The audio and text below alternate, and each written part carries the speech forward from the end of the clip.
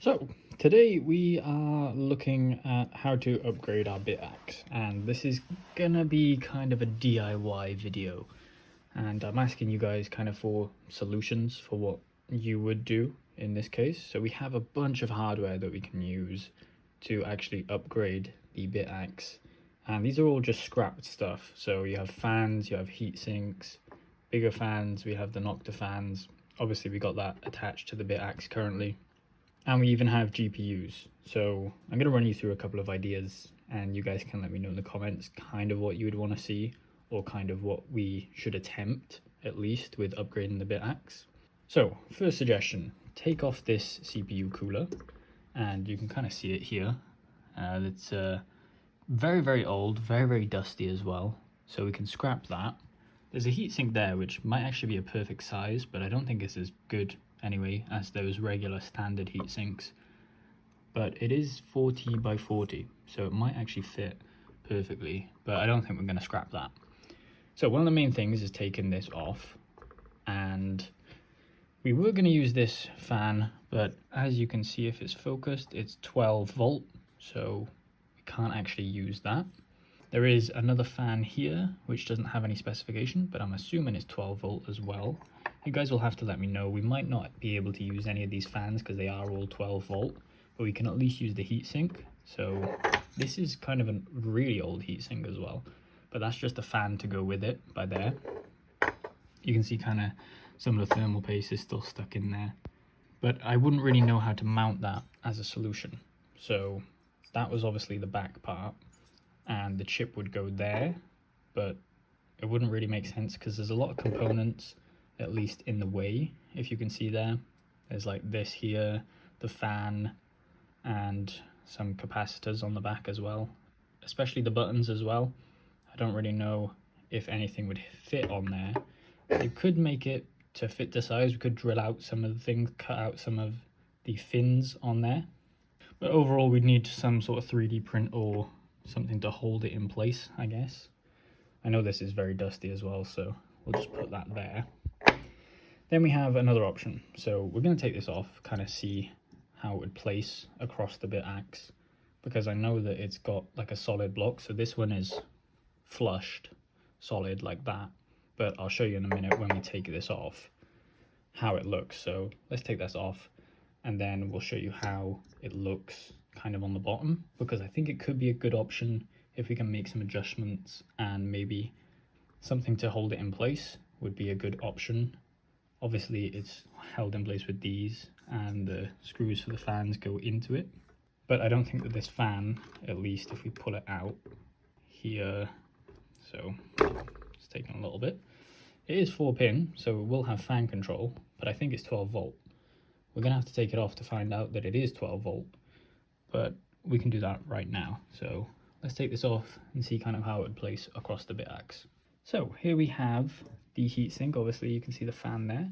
So you see what I mean, how there's kind of some give at that point. We could like make it a little bit higher or something by adding something on top of it.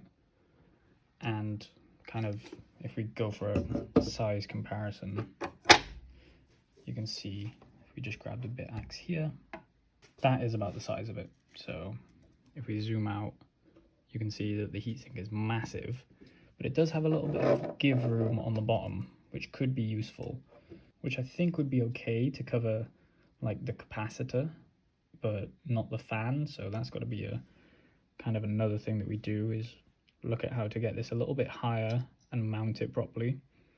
We could also make space. We could cut fins as well. So let me know in the comments about this one. You can just see that old CPU sitting under there. And one thing about this, I don't actually know how to take the fans off of that, because I don't think we can get a screwdriver into there to actually unscrew that fan. Might have to do it, we might have to just drill them out. I don't really know how to get that fan off. But obviously these are old CPU heat sinks, so they might actually just be worse than what people are using for the Raspberry Pi these days. I just thought we'd do some DIY if you guys had any ideas on that. And then, so those are the two options. So we got CPU coolers that we've kind of scrapped off of old computers.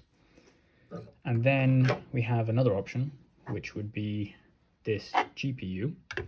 So we can actually take, as you can see there, this is from a 1050 Ti, and we could take this cooling block out, or the heatsink out, sorry, and we could actually use that as well with the fans on top. The only problem is that the fan, I believe if we look down there, is only 2-pin. So that won't give us fan control, but we can always run the fans at like 100% and try to do something with that. Because if it can cool down a GPU, it can cool down a BitAxe miner. But we'd have to keep it at optimal temperatures of the chip, and we'd also have to find a mounting solution for that massive GPU there. So you can kind of see the size difference. The cooler would just be, you know, massive compared to it. Or there is options to put 2 BitAxes on either side. So because there's that little bit of leeway there, there could be options to mount it on there, and then another one here, so feeds into this, and then we mount maybe a bigger Nocta fan on top, something like that. And then the last option that we have, which I've seen a lot of people do, but not really to this extent, because these are all CPU coolers, because it's kind of what we have lying around. You can see here, let's just take this away, we have a water cooling solution. So radiator there with 2 input outputs and copper on the bottom, which is always way better for heat dissipation. The only problem is that that is 3-pin, so I don't know how it would control the actual temperature. As you can see there, that's only 3-pin. It's not really focusing, but that thing is only 3-pin. Don't know how it would control the temperature, and we'd have to definitely get a power supply to do all of this, or make any adaptations to any of this really. I think the most hopeful would be this one. We just need to find a way to mount it without getting in the way. Maybe we just buy a solid copper block and then I guess maybe put it onto there. There's a load of options that we can do, and we've already kind of maxed out what we can do on this in terms of heat sinks on the back, heat sinks on the front, the new heatsink for the actual chip, and the Nocta fan. I think right now, obviously, we're not worried about how much we spend necessarily on any of this because we kind of scrapped it. It'd just be nice to use it for something.